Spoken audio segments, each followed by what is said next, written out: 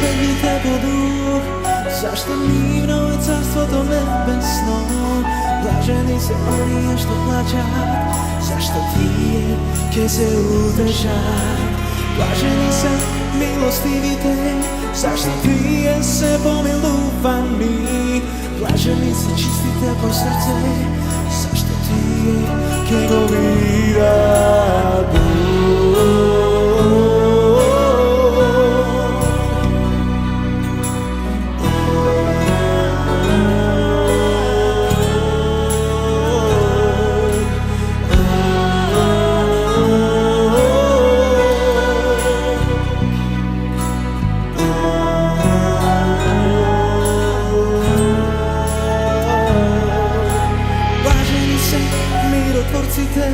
Зашто тие синови Божи се. Блажени сте кога ќе ве гонат и прогонат заради мене. Блажени се кротките во дух, тие ќе ја наследат земјата. Блажени се гладните за правда, зашто тие ќе се наситат.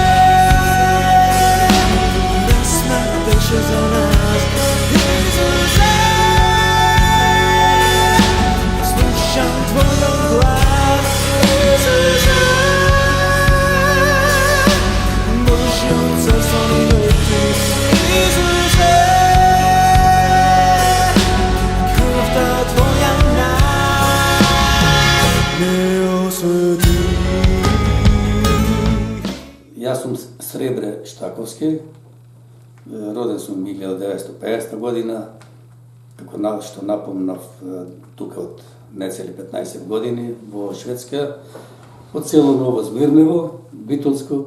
Ако почнеме недејќи од далечната 64-65 година, како дете мало, со мајка ми дојдоме тука, татко ми беше дојден пред една година, 63-64 година негде. И повод беше да дојде татко ми ради тоа што имаше сестра овде, која беа малце во некој незгодна ситуација, има некој удес. И така дојде на посета. И со таа посета остана тука. Па се двоумеше да се врати, да не се врати, ние да дојме, тој да дојде и да се врати назад. И така 65-та година во октомври месец со мајка ми дојдоме овде. Поедно така да речем прилично мачно барање на документи, тогаш немаше на туристичко патување, тогаш мораме да бараме селенички. И како дете мало јас не толку неактивен или не разбирав од институције кај нас требаше многу документи да се вадат. И така за некој месец извадоме тие документи што требаше, добиме зелени пасоши, се иселиме со мајка ми овде. И октомври 65-та година се населиме во градче Естов, одеќе. Како изгледаше животот на почетокот? Тешко. Во Естов бев, викам, на 14-15, нецели 15 години. Стигнав во неделата, мислам, во вторникот са бајле ми испратија на школу. А на школу шведски јазик ни збор, некој збор англиски што учевме на времето на Југославија кај нас. Овде англиски, француски никој не знаеше, англиски евентуално тогаш беше актуелен. И така тешко. И бев приморан брзо да го совладам јазикот шведски. И така почнаме животов. Си го леснуваме колку што беше можно. Завршив 8 одделение во Шведска, па продолжив на гимназија. Гимназијата 3 години ја учев за автомеханичар. После година дена се специјалирав за понатаму. 2 години учев за учител на механичарите поново. 3 години работев после тоа со предавав на ученици како аутомеханичар. Меѓувреме работев како механичар. И така, затоа пред малци ви реков, јас цел живот сум со механика, со коли сум се занимавал. 79-та година одлучиме да се враќаме назад во Шведска, во Македонија, извини. Се вратиме таму 2 години поживееме до 81-та година. После 81-та година, кога се вратиме од Македонија во Шведска, така со амбиции почнаме и приватно да работиме и од тогаш во приватен сектор. Меѓувреме се десија работи, оформив фамилија, добиме син и ќерка. После тоа беше иселувањето. Идејата беше да се вратиме во тогашната Југославија. Тако беше животот во странство. Југословените тогашни или македонците, да речем сега, идејата, целта на секого му беше да заработи и да се врати назад, да направи, да изгради дом, куќа и така натаму. Иначе, не спомнав да ви кажам дека јас сум роден во едно село што се вика Змирнево, Ново Змирнево, се наоѓа во Битолско, едно 9-10 километри оддалечено од Битола према Демиркисар, позади селото Кукуречани, што е попознато од другите села во околијава тука. И така, од Змирнево се преселиме одеки во Шведска. Колку често сега, од ова временска дистанца, размислувате за Македонија, за колку ја посетувате, да кажеме, со оглед на Македонија како скот на секого, така и нас ни лежи на срцето и често одиме Македонија. Еве сега за 3 дена после празникот 2-3 мај планирам да ја посетам Македонија. Иначе 3 пати, 4-5 некогаш зависи како желбите ќе наноса, така ќе направиме. Фамилија ни е тука, синов тука ни е, ќеркава тука ни е фамилиарно. Тие одат, ние се враќаме, синов ја работи фирмава, тој го држи сервисов. Уствари држи продавањево, работи со продавањево, јас работам со сервисов и така се комплетираме. Некојаш ќе преземи улогата моја во сервисов тој и обратното, кога тој ќе оди на одмор. Тие беа на одмор сега, пред 2 недели си дојда. И така, многу често посетуваме. Сега во денешна ситуација превозов е многу поволен и така се често посетуваме. Шведска е вашата втора татковина, ако го разбирам добро. Колку македонците овде внатре умеете да бидете блиски едни на други? Па видите, мојата желба била секогаш да бидеме блиски, да се почитуваме едни со други, да се имаме, да се сретнуваме, зашто, како што ви реков предходно, ние го имаме сватено животов онаков каков што е, животов е тежок, далеку потежок него кога би биле можда во Македонија, во смисла на социјалава, да речам, во смисла на заедништво, во смисла на другарење, друштво и така натаму. Овде сме поограничени, овде имаме еден помал број на наши македонци или балканци, да речем, со кои се движиме по ранешна Југославија, Србија, Босанци, Хрвати и така натаму. Претежно со македонци, на времето имаме ние и друштво, уствари и сега го има тоа друштво во Есково, кај што сум и деcenas овде дојден. Тоа друштво го имам оформено. Јас сум еден од организаторите на формирање на тоа друштво по име Пелистер. Функционираше како друштво Пелистер, па надојдоа и од Србија, од Босна, Хрватска и така натаму. И го направиме друштво, југословенско друштво, слога некоја си. Така беше некоја година, па после дојдоа ситуација се измена, се направи друштво Пелагонија и така остана тоа друштво Пелагонија. Пред известни години, кога беше во делов на Југославија, времето на Југославија, бевме многу активни. Кога се растури Југославија, на некој начин се растурија и друштвава. Морам да кажам дека за време на Југославија имаше почести посети од институции како консул, амбасада, како групи од политика, од културно-уметнички друштва, организации и така натаму. Бевме многу во поблиска комуникација со Македонија, да речем.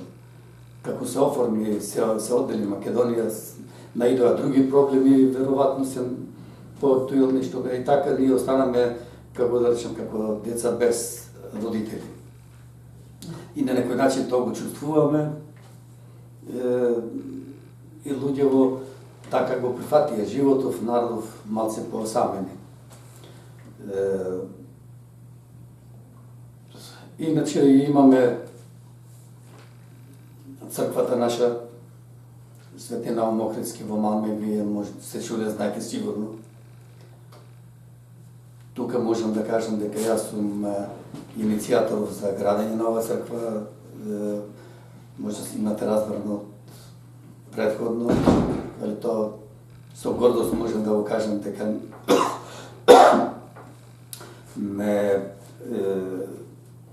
така изразив на голема желба, чувствував дека нешто требаше да се направи, она што може да се помогне да направиме една нова црква, едно ново збиралиште.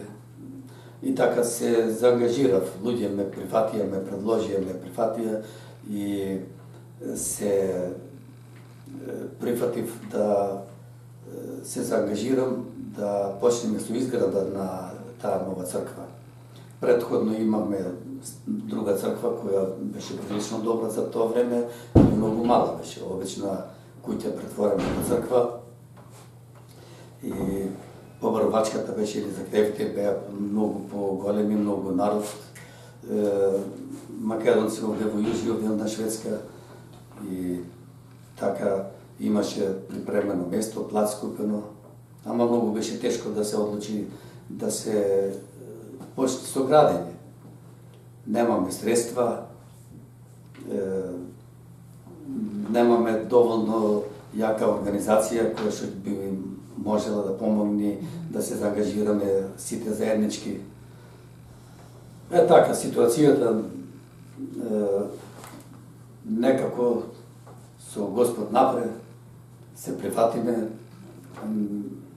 почнаме со градба, ги туриме темелите, зедоме кредити, вложиме средства, она што требаше, неколку мина што имаме таа можност да ја направиме, некои кредити зедоме, вложиме нашите фирми под хипотека, да можеме да изградиме она што го изградиме. Луѓето ја градеа со своји средства? Не. Не? Не. Оние средства кои ги добиме од банката како гаранција на нашите имоти на неколку активисти. И беме прифатени од цел народ. Почнавме, 10 години се заангажираме, работиме, напуштаме доста од работа, да речем, вложиме доста од нашите средства, колку што можеме да вложиме, колку што дозволува можностите наши. И така, до пред некоја година бев и таму активен. после се дешава луѓе со нови идеи, со нови начини на работа. После и моето време не дозволуваше повеќе да се активирам, да бидам активен таму. Денес сум така малце поповлечен. Имате ли податок колку македонци денес живеат во Малме? Точно не се знае, не знаеме, бидејќи секој ден идат приидва, али негде околу 3,5, меѓу 3 и 4 илјади македонци би требало Малме да има денески. Можда многу од нив се шведски државјани, деца што се на третава генерација, да речем, не се вклучени со македонци, пак поново да спомнам дека веќе третава генерација се заминати, асоциирани во шведскиот систем, на шведскиот начин, така, иако го знаат прилично добро македонскиот јазик, зашто многу се близко до Македонија, комуникациве и јазикот многу од нашиот народ, од нашите младава генерација го знаат и активни се во учење на јазик и во комуникација. Али животот го има прифатено како секој една млада фамилија шведска. Нема време да се собирва со нас, нема време да бидат по активни, а ги има. Ако ги рачунаме и нив, тука сме околу близа 4.000.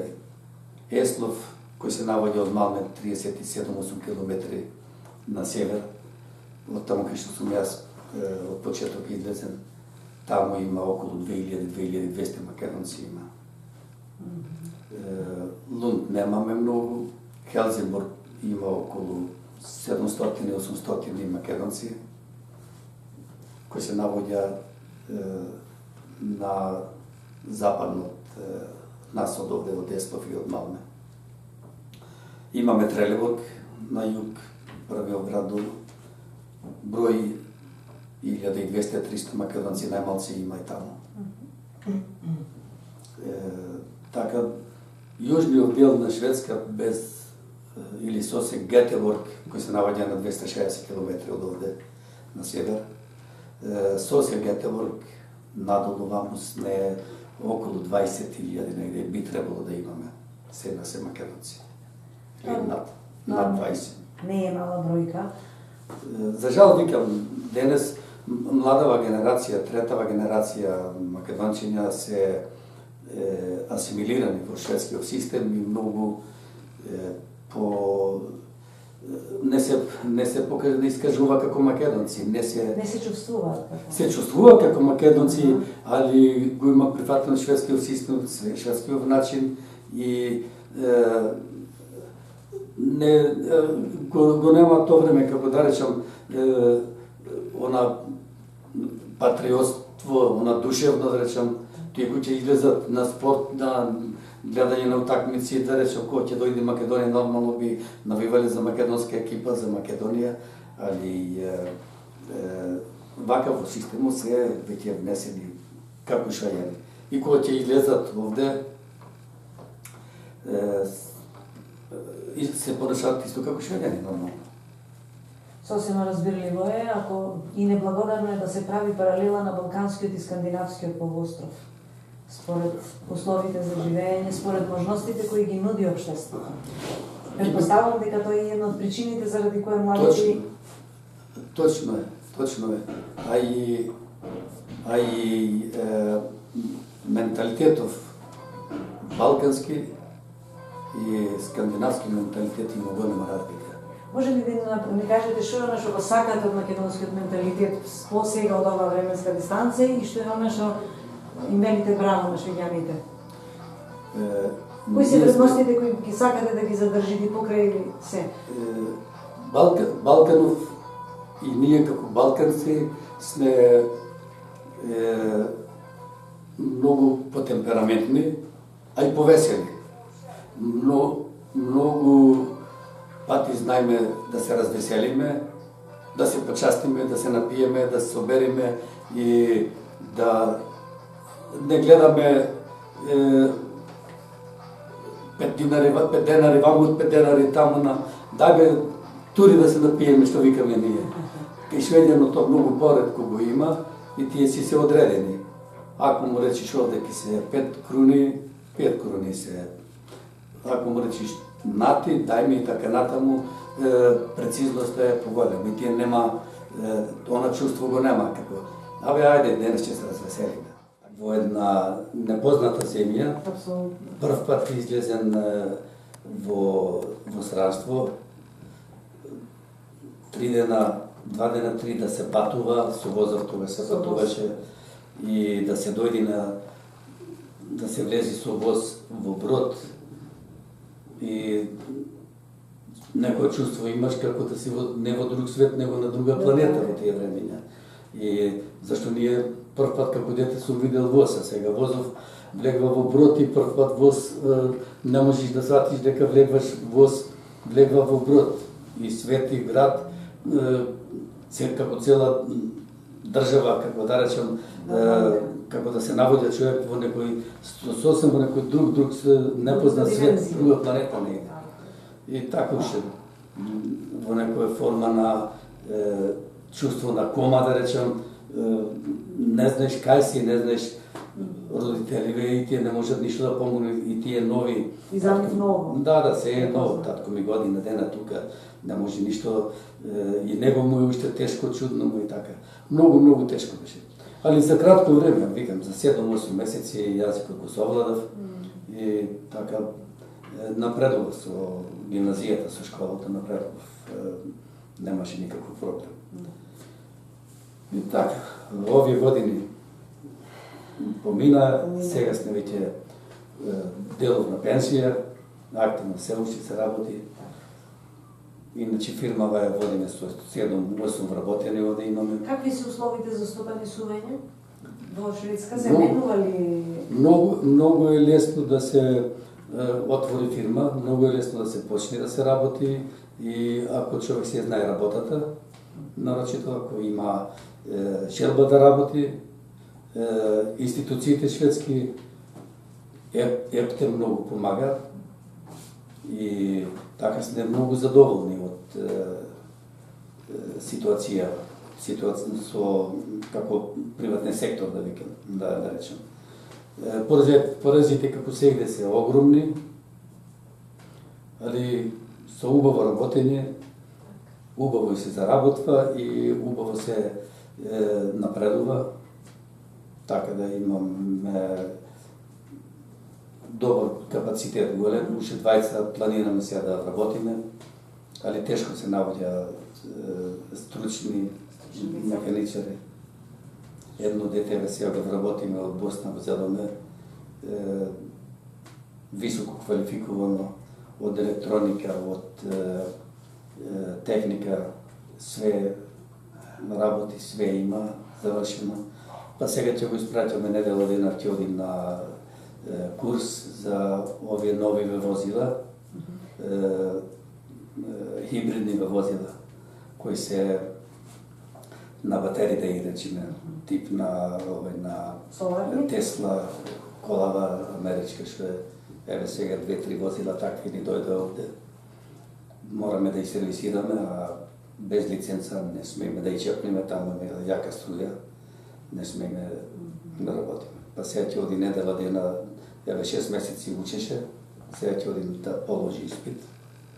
Кога ќе положи, ќе земи дипломата и ќе биде спреман и ние ќе бидеме спремни со комплетно да работиме во сервисов.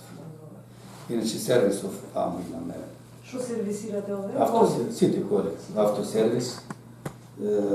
Работиме на сите марки, на сите модели.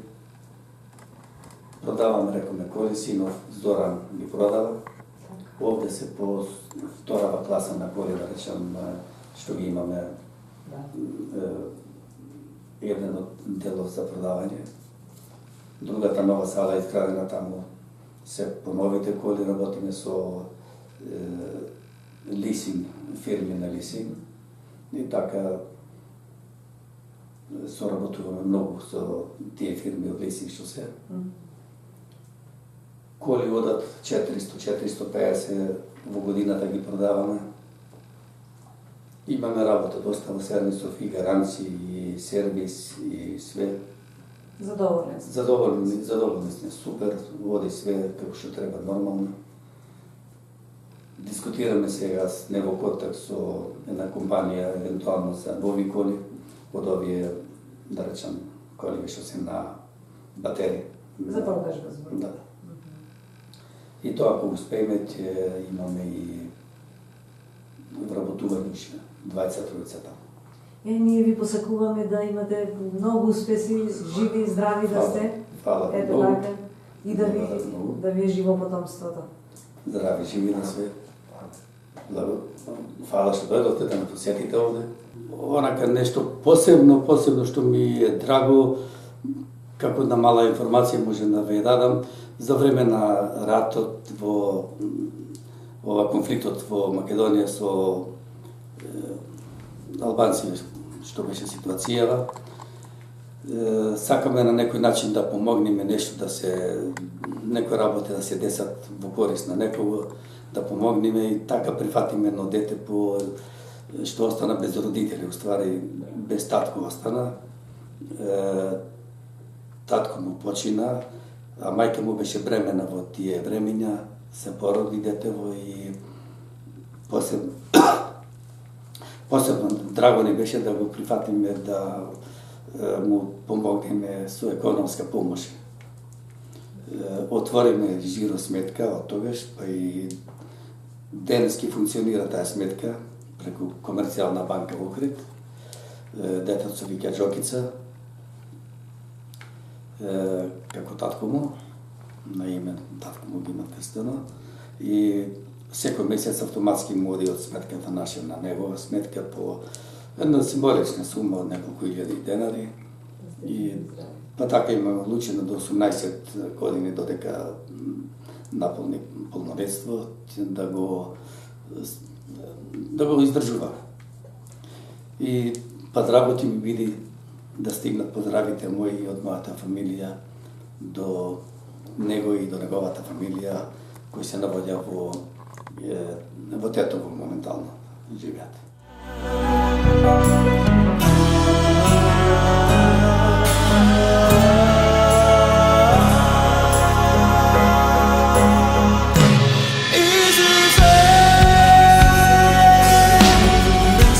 Беше за нас.